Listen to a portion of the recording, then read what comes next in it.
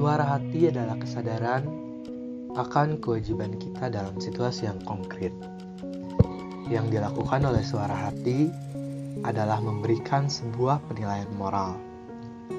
Penilaian moral pada hakikatnya merupakan masalah perasaan belaka. Perasaan memang tidak dapat disebut benar atau salah, dan oleh karena itu juga tidak masuk akal jika dituntut dipertanggungjawabkan. Tetapi apakah benar bahwa penilaian moral memang sekedar masalah perasaan? Apakah penilaian moral hanya mengenai sikap kita tentang suatu kejadian atau mengenai baik buruknya kejadian itu sendiri? Suara hati dan segenap penilaian moral bukan sekedar masalah perasaan. Penilaian moral tidak pernah hanya mengenai masalah konkret yang dihadapi, melainkan selalu mengandung klaim keberlakuan universal. Inilah sebabnya kita tidak dapat menerima bahwa dalam masalah moral, dua pendapat yang saling bertentangan sama-sama benar.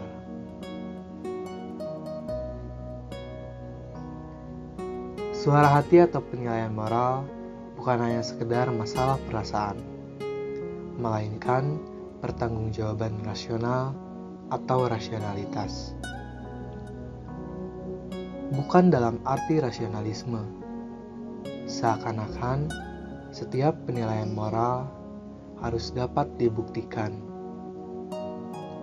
melainkan dalam arti bahwa penilaian moral kita harus dapat terbuka terhadap tantangan dan sangkalan yang didukung dengan argumen-argumen yang objektif.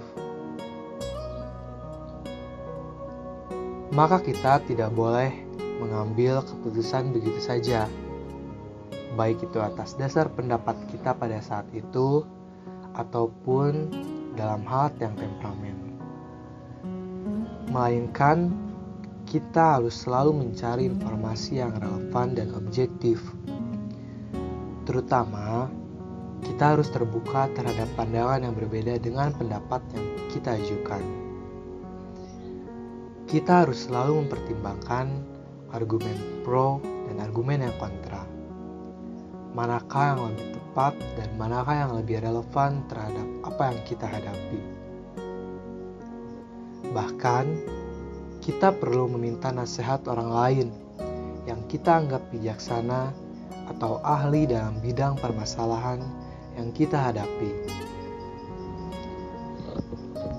Dengan demikian, suara hati sendiri dapat jadi berubah, dapat lebih berkembang dalam proses pencarian keputusan yang terbaik. Tetapi, pada saat keputusan harus diambil, maka apa yang telah kita lakukan akan kembali lagi kepada kita. Kita harus mengikuti suara hati kita.